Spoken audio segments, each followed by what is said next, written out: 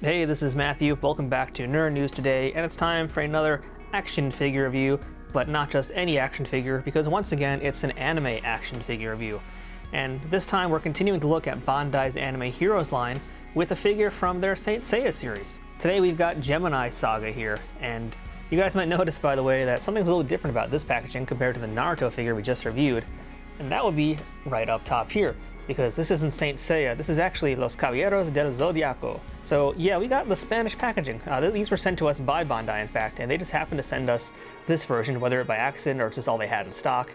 To me, it doesn't really matter. I gotta be honest though, it is kind of fun that I've got the Spanish version, and I know sometimes that these international variants can actually be a little bit more valuable, so I'm gonna actually try and take a little bit of extra care with this packaging once we do remove them from the box. But again, the box is very similar to what we saw with the Naruto figure.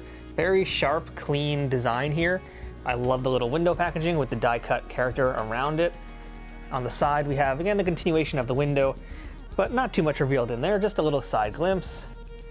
The top, once again, has the Anime Heroes logo. And the side over here also has what I will assume is Anime Heroes written on the side of it.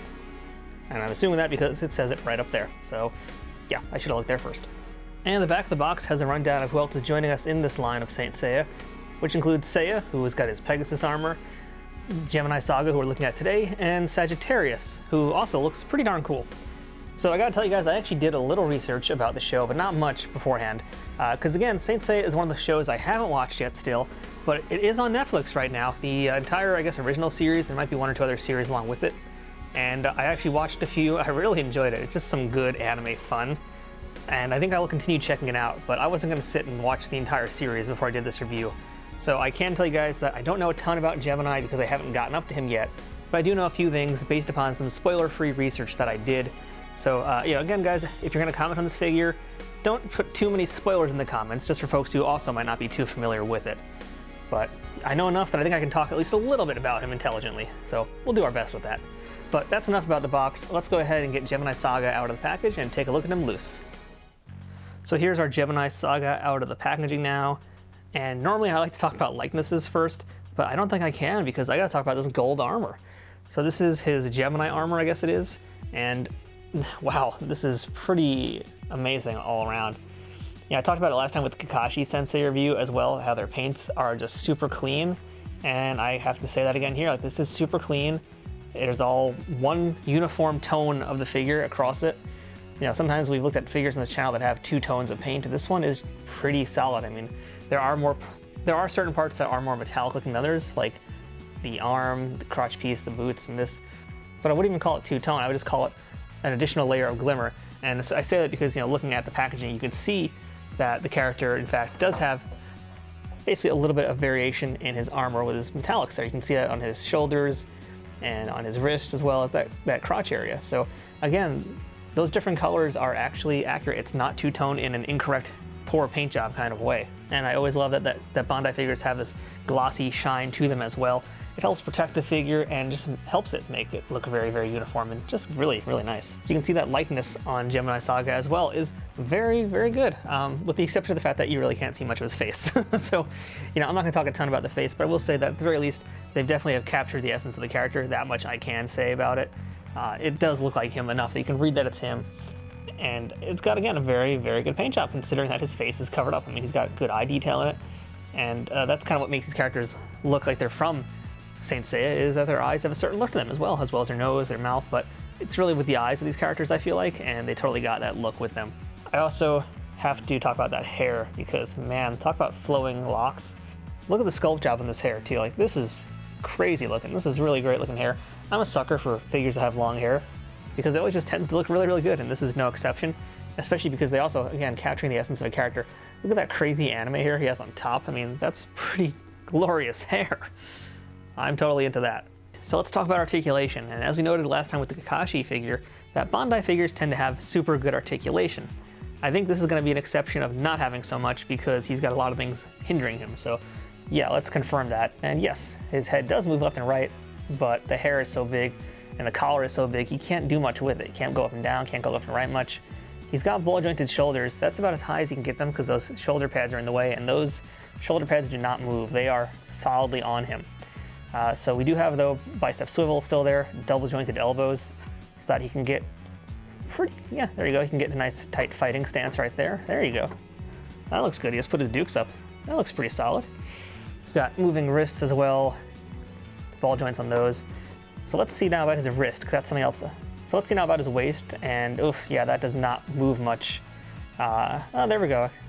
So the waist does move pretty decently, but you can hear there's a lot of stuff in the way because this cod piece is just so big. And again, he cannot kick. Like, you can't even try to kick because this is, yeah, that's just not going to move. It does have some thigh articulation, but his pieces are so big. Huh, well, look what I just did there. There we go. So yeah, that's probably not supposed to happen. That's a little bit loose there. So I really wouldn't move that too much. Knees are double jointed, so you can still do that, but why would you? And you lose a lot of articulation on the ankle. So at the end of the day, Gemini Saga here is really better at just standing around and not doing much else beyond that. But he does come with a bunch of accessories, and one of them is his helmet right here. So this does not go on his head. I don't know how you would even try to get this on his head. So he just forever will hold it, I guess, or just have it hanging out by him on the floor.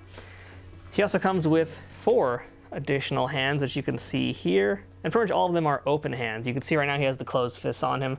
The other hands are just there to hold things. So I'm actually gonna try and pop one out. Oh wow, that went out really, really easy actually. Let's go ahead and put this big hand on there. Okay, yeah, again, super easy. Very, very swappable hands. And it's nice that they have those hands. But again, the one big thing for me that I've noticed with these figures so far is that they could really benefit from a spare head. And especially the character like Gemini Saga here, because number one, you've got this helmet, but he can't do anything with it other than hold it. So that's kind of useless in that regard. But furthermore, really, I mean, it's my understanding of the character that he actually has 2 different hairs because he's got like some kind of split personality thing going on. And as part of that, he has like a blonde hair also when he's basically going in and out of his personalities. So why wouldn't you want to have a spare head with a different coat of paint or something to differentiate the 2 characters? You know, unless they're planning a variant or there's a chase out there, which I don't know if there is, but I don't believe there is.